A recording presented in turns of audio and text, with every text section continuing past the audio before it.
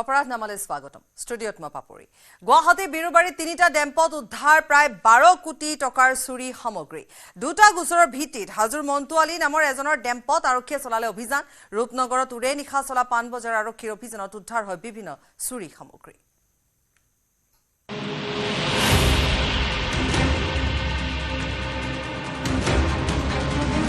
সুৰৰ চৰ্দাৰ মন্তুৰ সাম্ৰাজ্যত চলিল মহানগৰ আৰক্ষীৰ অভিযান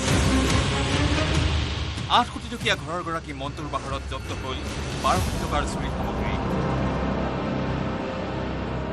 মহানগৰীৰ ৰূপনগৰত উৰে নিখা চলিল পানবজাৰ আৰক্ষীৰ অভিযান মই বৰ্তমান উপস্থিত আছো পানবজাৰ আৰক্ষী থানাত আৰু মোৰ পাছফালে দেখিছে এটা বৃহৎ ডম পাহাৰ সদৃশ এটা বৃহৎ ডম আৰু এই ডমটোত লুকাই আছে প্ৰায় 3 পৰা 4 কোটি টকাৰ আসলতে সামগ্ৰী গুৱাহাটী আৰক্ষীক পকেটত লৈ ফুৰা বুলি দম্ভ মাৰি সাধাৰণ জনতাক ভয় ভাবুকি দেখুৱাই ৰূপনগৰ বিৰুবাৰী এলেকাত ৰাজত্ব চলাই আছিল ব্যৱসায়ী মন্তুৱালীয়ে পিছে চুৰৰ চৰ্দাৰ মন্তুৱালীৰ ঘৰতে দেওবাৰে নিশা চলিল আৰক্ষীৰ অভিযান যিখিনি সামগ্ৰী দেখিছে এইখিনি বিভিন্ন ধৰণৰ লু তামৰ লগতে আসলতে আন যিসমূহ কাঁহ পিতলৰ সামগ্ৰী আছে সেই কাঁহ পিতলৰ সামগ্ৰীসমূহ পানবজাৰ আৰক্ষী এটা বৃহৎ আৰক্ষী দলে তেওঁলোকে 3 ঘণ্টাতকৈ অধিক সময় অভিযান চলাই ৰূপনগৰৰ এটা ডেম্পৰ পৰা তেওঁলোকে উদ্ধাৰ কৰিবলৈ সক্ষম হৈছে এই ডেম্পতে চুৰৰ চৰ্দাৰ মন্তুৱে কম দামতে এইখিনি মজুত কৰি ৰাখিছিল চুৰি সামগ্ৰীৰ ভাণ্ডাৰ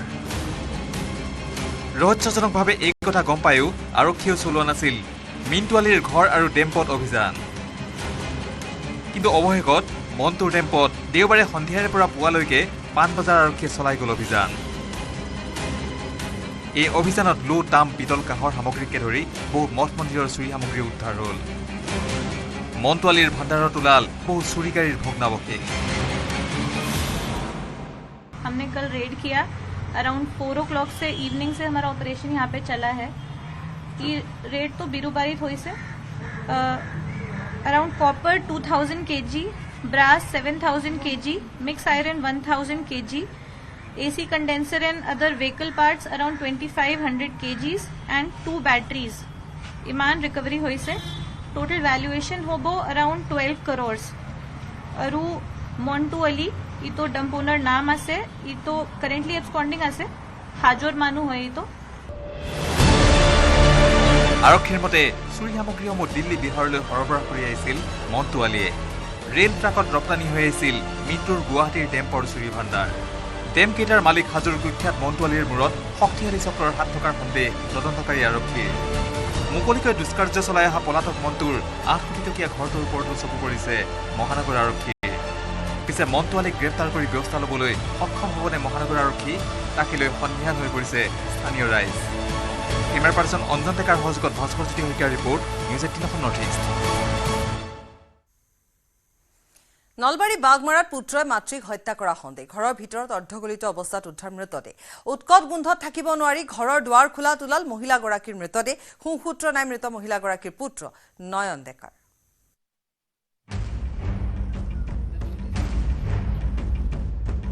বন্ধ ঘৰৰ পৰা ওলাইছিল দুৰ্গন্ধত থাকিব নোৱাৰা হৈছিল ওচৰ চুবুৰীয়া দুৱাৰ খুলি হতভম্ব প্ৰত্যক্ষদৰ্শী বন্ধ ঘৰৰ ভিতৰত উদ্ধাৰ হ'ল মহিলাৰ অৰ্ধগলিত মৃতদেহ এই ঘটনা সংঘটিত হৈছে নলবাৰীৰ ঘগ্ৰাপাৰাৰ বাঘমৰাত মৃত মহিলাগৰাকী 55 বছৰীয়া দময়ন্তী ডেকা বুলি চিনাক্ত কৰা হৈছে পুত্ৰ নয়ন ডেকাৰ সৈতে বাঘমৰাৰ ঘৰটোতে বাস কৰিছিল দময়ন্তী ডেকাই কিন্তু মহিলাগৰাকীক মৃত অৱস্থাত উদ্ধাৰ কৰি আচৰিত ওচৰ চুবুৰীয়া নিৰ্বাক বয়া বাসনা ওলাই আছে নিটো চাবা যাবা নৰো যেটো মানুহ চানো নাই এই লগে লগে থানাত খবৰ কৰিব দিয়া গেল গাঁৱৰ সভাপতি তাৰ পিছত থানাৰ মানুহ আহিল তাৰপৰা মৰা বুলি কৈছিল ওচৰ চুবুৰীয়াৰ সন্দেহ পুত্ৰৰ সৈতে সংঘটিত হোৱা পাৰিবাৰিক কন্দলৰ এয়া কৰুণ পৰিণতি কুলাংগাৰ পুত্ৰই হত্যা কৰিলে জন্মদাত্ৰী মাতৃক হত্যা কৰি মৃতদেহ ঘৰৰ ভিতৰতে আবদ্ধ কৰি পলাল পুত্ৰ এটো দময়ন্তী ডেকা তাতে দময়ন্তী ডেকা থাকে, তাৰপৰা তেওঁৰ ল'ৰাটো নয়ন ডেকা, এই দুইজনেই থাকে। মহিলা হ'লে সেই দময়ন্তী ডেকাৰে হ'ব, ল'ৰাটোক দেখা নাই। কেইবাদিনো ধৰি ঘৰৰ ভিতৰতে আবদ্ধ হৈ থাকিল মৃত মহিলাগৰাকী। সুংসূত্ৰ নাই পুত্ৰ নয়ন ডেকাৰ। আৰক্ষী উপস্থিত হৈ মৃতদেহ উদ্ধাৰ কৰি আৰম্ভ কৰিছে ঘটনাৰ তদন্ত।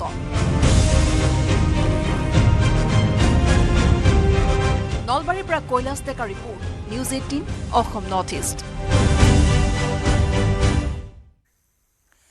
STFৰ জেৰাত মুখ খুলিছে ধৃত জেহাদীয়ে। বিলাসীপাৰাৰ জাকাৰিয়া আহমেদৰ নেতৃত্বতে পাকিস্তানলৈ সৰবৰাহ হৈছিল চিম কাৰ্ড।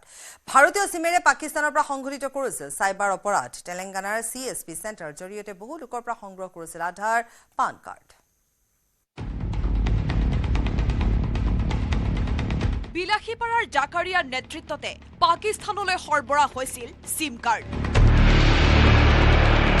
ভাৰতীয় চিমেৰে পাকিস্তানৰ পৰা কৰিছিল চাইবাৰ অপৰাধ। CSP চেণ্টাৰৰ জৰিয়তে বহু লোকৰ পৰা সংগ্ৰহ কৰিছিল আধাৰ, পেন কাৰ্ড। অসম আৰক্ষীৰ STFে অপাৰেশ্যন ঘোষ্ট চিমৰ অধীনত গ্ৰেপ্তাৰ কৰা 9টা অপৰাধীক কৰা জেৰাত ওলাইছে বহু বিস্ফোৰক তথ্য। কেনেদৰে বিলাসীপাৰাৰ পৰা মৰিগাঁও, তেলেংগানালৈ সংযোগ ঘটাই পাকিস্তানলৈ সৰবৰাহ কৰিছিল শ শ চিম কাৰ্ড, যিসমূহ চিম কাৰ্ডৰ জৰিয়তে পাকিস্তানৰ পৰা নিয়ন্ত্ৰণ হৈছিল ভাৰতৰ হোৱাটছএপ একাউণ্ট। কেনেকৈ পাকিস্তানৰ পৰা নিয়ন্ত্ৰণ হৈছে ভাৰতৰ হোৱাটছএপ? প্ৰথমে ভাৰতৰ লোকৰ নথি জালিয়াতিৰে এখন চিম কাৰ্ড ওলোৱা হয়। সেই চিম কাৰ্ডৰ ফোন নম্বৰটো পাকিস্তানীলৈ দি দিয়া হয় আৰু সেই ফোন নম্বৰটোৰে পাকিস্তানত এটা হোৱাটছএপ একাউণ্ট খোলে। হোৱাটছএপ একাউণ্ট খুলিবলৈ এটা OTPৰ প্ৰয়োজন হয়। ভাৰতত বহি থকা জাকাৰিয়াহঁতৰ দৰে দেশদ্ৰোহীয়ে সেই OTPটো প্ৰেৰণ কৰে পাকিস্তানীলৈ আৰু লগে লগে ভাৰতীয় নম্বৰেৰে পাকিস্তানৰ পৰা নিয়ন্ত্ৰণ হয় ভাৰতীয় লোকৰ হোৱাটছএপ। পৰৱৰ্তী সময়ত পাকিস্তানী চক্ৰই সেই হোৱাটছএপৰ জৰিয়তে ভাৰতত সংঘটিত কৰে চাইবাৰ অপৰাধ। ভাৰতীয় হোৱাটছএপ নম্বৰ ব্যৱহাৰ কৰি সংঘটিত কৰে ভাৰত বিৰোধী কাৰ্য। চিম কাৰ্ডৰ CSP খুলি পাকিস্তানলৈ চিম যোগান ধৰা মুঠ 9জনক গ্ৰেপ্তাৰ কৰা হৈছে বৰ্তমানলৈকে। এতিয়া আহো কেনেদৰে অসমৰ বিলাসীপাৰাৰ পৰা তেলেংগানা, মৰিগাঁও আৰু ৰাজস্থানৰ লগত সংযোগ এই কুখ্যাত চক্ৰৰ। বিলাসীপাৰাৰ জাকাৰিয়া আহমেদৰ সৈতে সম্পৰ্ক আছিল তেলেংগানাৰ মফিজুল ইছলামৰ। তেলেংগানাত মফিজুলৰ আছে এটা CSP কেন্দ্ৰ। সেই কেন্দ্ৰৰ জৰিয়তে বহু গ্ৰামাঞ্চলৰ লোকৰ পৰা সংগ্ৰহ কৰিছিল আধাৰ, পান কাৰ্ড। একেদৰে বিলাসীপাৰাৰ পৰা গ্ৰেপ্তাৰ হোৱা হাফিজুৰ ৰহমান আৰু ফৰোজ আলীকো জাকাৰিয়াই নিয়োগ কৰিছিল তেনে কাৰ্যত। যি কথা স্পষ্টকৈ ক'লে ফৰোজৰ মাতৃয়ে। ঘটনাটো ওই জাকিরিয়া আধার কার্ড আর ওর একাউন্ট এগুলা লইছিল। জাকারিয়া লইছিল। লেবার কার্ডের কথা কইছে। মোর বাচ্চা মোক কইছে যে গো মা লেবার কার্ড বানাবি। মোক কইছুম কি কাগজ দিছে লেবার কার্ড মানুষ বানে দেয় নাকি। এতিয়া ফির পুলিশ যে বাচ্চাটাকে ধরে লই আহিল। আপনার ওর নামের যে সিম ওলাইছে কোনে ওলাইছে সিম? জাকারিয়া ওলাইছে, আমরা জানা নাই স্যার। জাকাৰিয়াৰ অন্য এজন সম্পৰ্কীয়ই মৰিগাঁৱত চলাই আছিল একেই কাণ্ড। কিন্তু STFৰ অভিযানৰ কথা গম পাই পলায়ন কৰে অভিযুক্তটো। শেহতীয়াকৈ এই জালিয়াতিত টেলিকম কোম্পানীৰ কৰ্মচাৰী জড়িত থকাৰ তথ্য লাভ কৰিছে STFে। ৰাজস্থানৰ দিঘ, আলৱাৰ আৰু ভাৰতপুৰতো একেদৰে গঢ়ি উঠিছে চাইবাৰ ঘাটি। মৰিগাঁও ধুবুৰীও পৰিণত হৈছে চাইবাৰ ক্ৰাইমৰ অন্যতম ঘাটিলৈ। STFৰ সমান্তৰালভাৱে অপাৰেশ্যন ঘষ্টৰ অধীনত CBIয়েও ভাৰতবৰ্ষৰ বহুকেইখন ৰাজ্যত চিম কাৰ্ড যোগানকাৰীৰ বিৰুদ্ধে চলাইছে অভিযান। উত্তৰ প্ৰদেশ, পশ্চিমবংগ, মহাৰাষ্ট্ৰ, তামিলনাডু, বিহাৰ আৰু কৰ্ণাটকত চলিছিল এই অভিযান। CBIয়ে 39টা চিম কাৰ্ডৰ বিক্ৰী কেন্দ্ৰত অভিযান চলাই 1100 চিম জব্দ কৰে। ভাৰতত থাকি পাকিস্তানলৈ চিম কাৰ্ড যোগান ধৰি দীৰ্ঘদিনৰ পৰা দেশদ্ৰোহী কামত জড়িত হৈ আছিল এইকেইটা অভিযুক্ত। শীঘ্ৰেই হয়তো STFৰ জালত পৰিব আন বহুকেইটা অভিযুক্ত। গুৱাহাটীৰ পৰা বীৰেঞ্চি কুমাৰ ডেকাৰ report, news 18 Asom north east. কলিয়াবৰত গ্ৰেপ্তাৰ এজন ভুৱা চিকিৎসক। কলিয়াবৰ বুঢ়া পাহাৰ চাহ বাগিচাত কৰ্মৰত আছিল ভুৱা হোমিঅ চিকিৎসক সবিতা দাস। তেজপুৰৰ সবিতা দাসক গ্ৰেপ্তাৰ কৰে জখলাবন্ধা আৰক্ষীয়ে। চিকিৎসকৰ হাতত হেণ্ডকাফ। কলিয়াবৰত ভুৱা হোমিঅ চিকিৎসকক গ্ৰেপ্তাৰ। ৰাজ্যত ভুৱা চিকিৎসকৰ দপদপনিৰ মাজতে এইবাৰ কলিয়াবৰত গ্ৰেপ্তাৰ হ'ল এগৰাকী ভুৱা হোমিঅ চিকিৎসক। বিগত 3 বছৰ ধৰি কলিয়াবৰৰ বুঢ়া পাহাৰ চাহ বাগিচাত কৰ্মৰত হৈ আছিল সবিতা দাস। 51/2025 নম্বৰৰ গোচৰত ৰুজু হোৱা এটা গোচৰৰ ভিত্তিত ভুৱা চিকিৎসক সবিতা দাসক গ্ৰেপ্তাৰ কৰে জখলাবন্ধা আৰক্ষীয়ে। ধৃত মহিলাগৰাকী ঘৰ তেজপুৰত। তেওঁ কিবা কাগজ পত্ৰ বোলে কিবা খেলি মেলি পাইছে বুলি গম পাইছোঁ, কিন্তু আমিতো নাজানো ইমান। তেওঁ জনাৰ মতে তেওঁ যিটো কৈছে যে MIP ৰিক্ৰুটমেণ্ট কৰিছে সেইমতে মানে কি তেওঁ ইয়াত জইন কৰিছে। এইটো মেডিকেল ইনস্পেক্টৰ, আমাৰ যি বাগানবিলাকৰ থাকে মেডিকেল ইনস্পেক্টৰ, তেওঁৱে মানে কি ৰিক্ৰুটমেণ্ট কৰি পেলাই ইয়াত মানে এপইণ্টমেণ্ট হৈছিলে তেওঁৰ থ্ৰুৱেদিয়ে।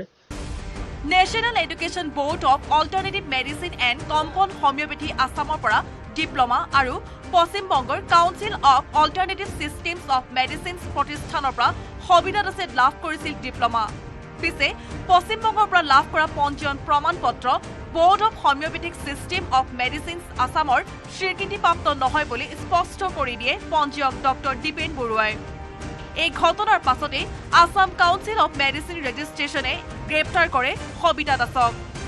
অসম চৰকাৰৰ শ্ৰম আয়ুক্তালয়ৰ অধীনস্থ তেজপুৰৰ বাগিচা স্বাস্থ্য পৰিদৰ্শক ডক্টৰ অপূৰ্ব কুমাৰ শৰ্মাই চলিত বৰ্ষৰ 25 মাৰ্চত দায়িত্বভাৰ গ্ৰহণ কৰি চিনাক্ত কৰিছিল দুগৰাকী ভুৱা চিকিৎসকক। উল্লেখ্য যে যোৱা 4 এপ্ৰিলত দুগৰাকী ভুৱা চিকিৎসক সন্দৰ্ভত পত্ৰ লিখিছিল আছাম কাউন্সিল অৱ মেডিকেল ৰেজিষ্ট্ৰেশ্যনলৈ। পত্ৰখনত শোণিতপুৰৰ পাণবাৰী চাহ বাগিচাত কৰ্মৰত সাধন চৰকাৰ আৰু বুঢ়াপাহাৰ চাহ বাগিচাৰ সবিতা দাসৰ নাম উত্থাপন কৰিছিল। দুয়োগৰাকী ভুৱা চিকিৎসক বুলি চিনাক্ত হোৱাৰ পিছতে দেওবাৰে জখলাবন্ধা আৰক্ষীয়ে অভিযান চলাই গ্ৰেপ্তাৰ কৰে ভুৱা চিকিৎসক সবিতা দাসক। MIP চোৱাৰ পিছত আৰু তাত আমাৰ ক'বলগীয়া একো নাথাকে আৰু, কাৰণ এটা জোনত MIP ধৰক তেজপুৰ নগাঁও আমাৰ বহুতখিনি তেওঁলোকৰ জোন এটাত পৰে। সেইখিনিৰ ভিতৰত মোৰ ক'বলগীয়া একো নাথাকে। তেওঁ যদি কিবা ডকুমেণ্টছ ভুল আছে সেইটো আইনে হেৰি কৰিব, তাৰ ওপৰতো মই একো ক'ব নোৱাৰোঁ। প্ৰায় এবছৰ হ'ব এতিয়া।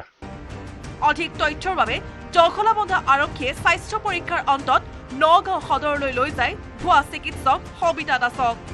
কলিয়াবৰৰ পৰা Dibakar Das, news 18 Asom north east.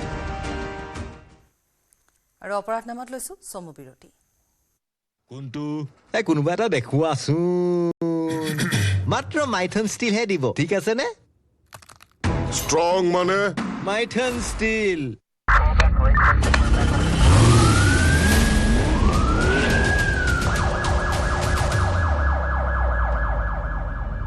কোনটো কোনোবা এটা দেখুৱাচোন, মাত্ৰ মাইথন ষ্টিলহে দিব, ঠিক আছে নে? ষ্ট্ৰং মানে মাইথন ষ্টিল।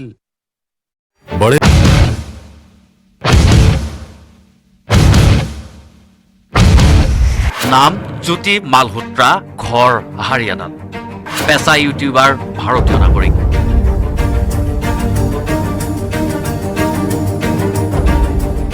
কিন্তু নিজ দেশতে থাকি বিশ্বাসঘাতকতা কৰিছিল জ্যোতি মালহোত্ৰা নামৰ এইগৰাকী সুন্দৰী যুৱতীয়ে। ভাৰতৰ বিৰুদ্ধে কি কি কৰা নাছিল সুন্দৰী যুৱতী জ্যোতি মালহোত্ৰাই।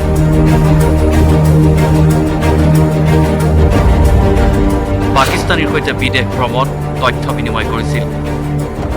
ভাৰতৰ নাগৰিক হৈও পাকিস্তানৰ হৈ চোৰাংচোৱাগিৰি সুন্দৰী যুৱতীৰ। ইউটিউবক আধাৰ হিচাপে লৈ লাখ লাখ জনতাক পূৰ্বক বনাই পাকিস্তান পাইছিলগৈ ইউটিউবাৰ জ্যোতি মালহোত্ৰা।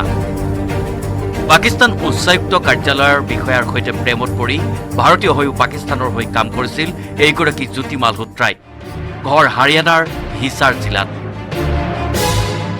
নামত ইউটিউবাৰ, কিন্তু কাম কৰিছিল পাকিস্তানৰ চোৰাংচোৱা হিচাপে।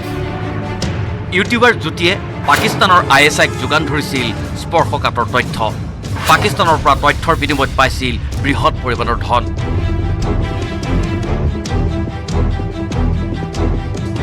পাকিস্তানৰ হৈ চোৰাংচোৱাগিৰি কৰা জ্যোতি মালহোত্ৰা উত্তৰ পূবলৈ আহি গৈছিল 2024 চনত উত্তৰ পূব ভ্ৰমণ কৰিছিল দেশদ্ৰোহী জ্যোতিয়ে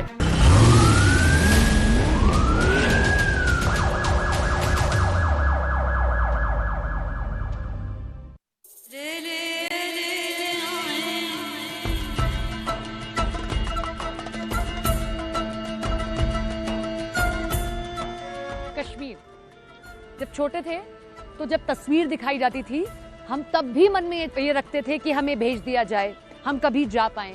आप देख रहे हैं टीवीएस रेडर भारत। हमेशा मेरे रेडर पर सवार होकर आपने इलेक्शन देखे, आपने कई और सारी चीजें मेरे साथ देखी, कई शहर मैंने आपको बड़ी खुशी से घुमाए। आज जब यहाँ आए हैं तो मन ही नहीं भरता है। आप कितनी बार श्रीनगर कश्मीर आ जाइए, आपका मन नहीं भरेगा। लेकिन ऐसे में 22 अप्रैल को जो पहलगाम में हुआ, उसने समझा दिया कि ये जो लोग करके गए ना, ये इंसान तो है ही नहीं, इन्हें आप दरिंदा कहिए। हमारे सनातन में इन्हें दरिंदा ही कहा जाता है। निहत्थे लोगों पर वही गोली चला सकते हैं। कैसे उन सभी महिलाओं के सिंदूर को उजाड़ दिया गया और कहा गया कि जाओ मोदी को बताओ, तो बताया। ऑपरेशन सिंदूर के जरिए ये समझा दिया गया कि सिंदूर उजाड़ने वाले का हश्र क्या होता है। एयर स्ट्राइक की गई, सभी आतंकी ठिकाने तबाह कर दिए गए।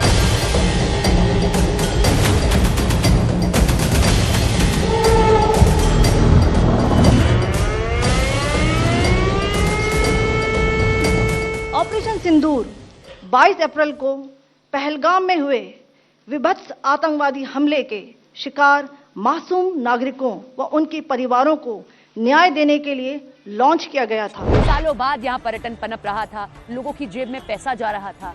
आज फिर से पर्यटन नीचे आ गया है। तो आज मैं अपनी रेडर पर सवार करके आपको यहाँ के लोग क्या कह रहे हैं वो जानेंगे, जो इक्का दुक्का पर्यटक आ रहे हैं वो क्या कह रहे हैं। तो चलिए हो जाइए मेरी रेडर पर सवार।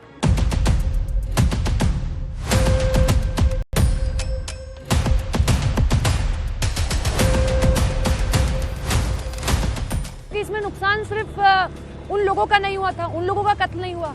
कश्मीर को कितना नुकसान पहुंचाया गया, पर्यटन को कितना नुकसान पहुंचाया गया। सुनिए जरा क्या कह रहे हैं वो लोग जिनका नुकसान पहुंचा है, कितना पर्यटन कम हो गया है।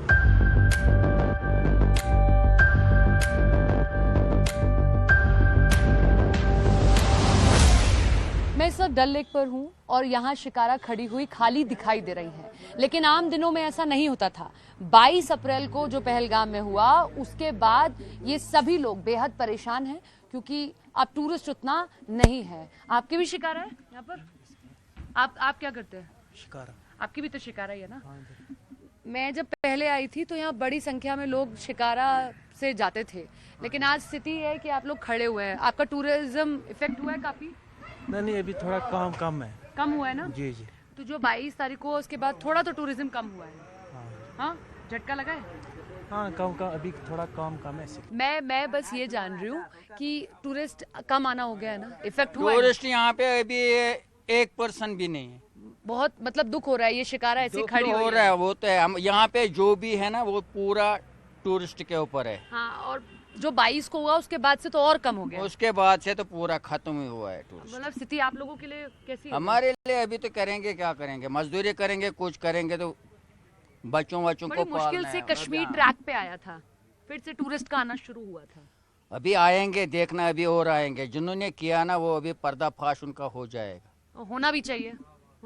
एक आदमी क्यों पूरे कश्मीर को बदनाम करेगा? वही तो है ना, चाहे वो घोड़े वाला है, कौन है हमें पता नहीं है, वो वहाँ पे हुआ। हम तो यहाँ शिकारा चला था, हमें मालूम नहीं है किसने किया, क्या किया है। क्या पता है किसने किया है। आप भी यहीं पर शिकारा चलाते हैं? तो क्या करते हैं? मजदूरी करते हैं। मजदूरी करते हैं। क्या काम? मजदूरी है ना, जो काम करती है। टूरिज्म कम हुआ है? टूरिज्म कम हुआ है? वहाँ बोलने वाला बोलते हैं टूरिस्ट कम होते हैं, हर साल होता है। अच्छा, ये हर साल उस घटना का असर एक रिक्वेस्ट में आपको करती है।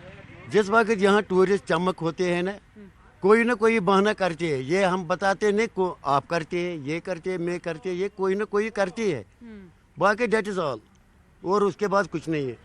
उस घटना से पूरी कश्मीर का कोई लेना देना नहीं है ना? उसमें क्या है, जब यहाँ फालतू का बदनाम कर रहे हैं। एक चीज में बताएगा, मैं यहाँ जब टूरिस्ट आएगा ना, हर एक खुश है। हम टूरिस्ट के साथ है और रहेगा भी टूरिस्ट के साथ। सबसे ज्यादा नुकसान यहाँ के इन सभी कारोबारियों को ही हुआ है। आप समझिए कि कश्मीर टूरिज्म से बहुत बड़ा रेवेन्यू जनरेट करता है। इन लोगों की जेब में पैसा तभी जाता है जब बड़ा टूरिज्म यहाँ आएगा, लेकिन अगर कोई नहीं है तो यहाँ दिक्कत तो होगी। आप भाईजान क्या चलाते हैं, शिकारा चलाते हैं? नहीं, मैं यहाँ नहीं रहता हूँ। यहाँ नहीं रहते हैं? कहाँ से हैं? डोडा से। डोडा से हैं, जम्मू उसमें आता है। जी, जम्मू में। टूरिज्म प्रभावित हुआ है? कम लोग आ रहे हैं? दिखता ही नहीं है कुछ आज। पहले तो डल लेक पे बड़ी भीड़ रहती थी। भीड़ रहती थी पहले, आज कुछ नहीं है इधर। हाँ? खाली, इधर खाली है। खाली हो गया है।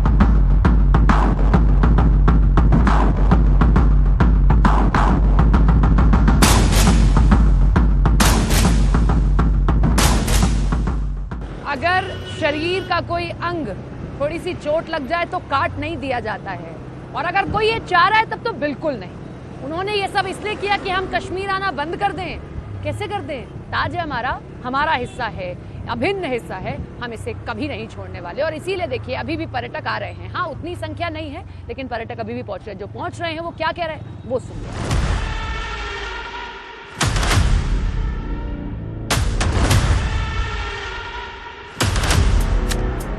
तो देखिए यहाँ एक शिकारा वाले भैया, उन्होंने कहा कि आप टूरिस्ट से ही बात करिए, और बात इसलिए करना क्योंकि अगर आप इनको देखेंगे तब आपका हौसला बढ़ेगा और तब आप कश्मीर और आएंगे। आप लोग कहाँ से आए हैं?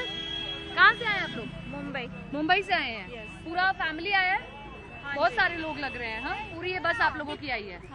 अच्छा, अभी ये सब कुछ हुआ, लेकिन उसके बाद फिर भी आप लोगों ने अगर हिम्मत जुटाई तो मैं तो आपकी भी सराहना करती हूँ कि आप कश्मीर को अकेला नहीं छोड़ रहे हैं।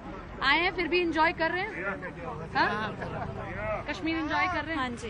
कैसे हिम्मत हुई कि हाँ हमें आना चाहिए, हमें कश्मीर को अकेला नहीं छोड़ना चाहिए? खूबसूरती खींच ले आई। खूबसूरती खींच ले आई। ओके, कब से टिकट करा रखे थे?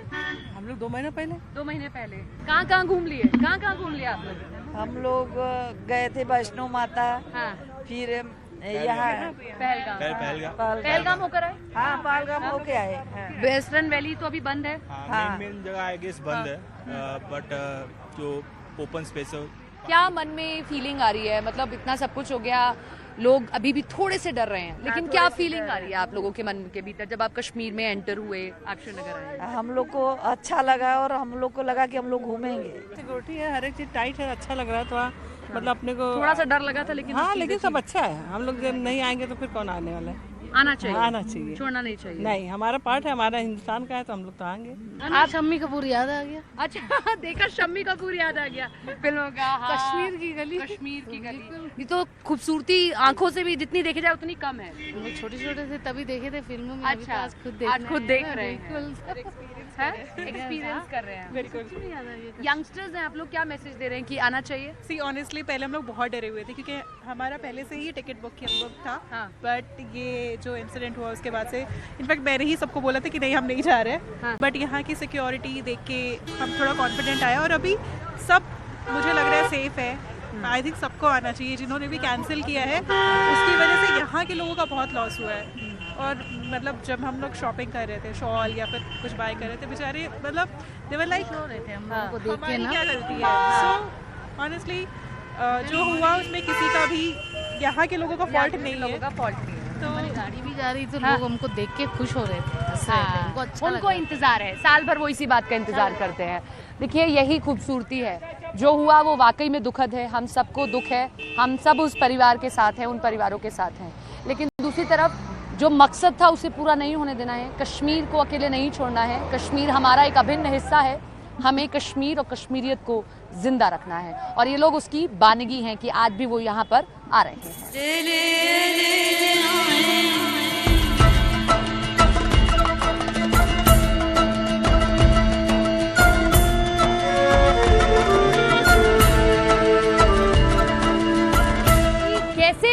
एक जब प्रेस कॉन्फ्रेंस की गई उससे भी संदेश दे दिया गया। आपने महिलाओं को टारगेट किया था ना, आपने सिंदूर उजाड़े थे। महिलाओं ने ही आकर आपको बताया कि हमने घर में घुसकर कैसे वार किया। जरा आर्मी की ये प्रेस कॉन्फ्रेंस सुनिए। इस कार्रवाई में 9 टेररिस्ट कैंप्स को टारगेट किया गया और पूरी तरह से इसे बर्बाद किया गया।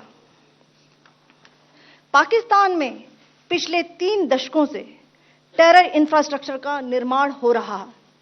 इसमें recruitment, indoctrination centres, training areas व लॉन्च पैड शामिल थे, जो पाकिस्तान और पाक अधिकृत जम्मू कश्मीर POJK दोनों में फैले हैं।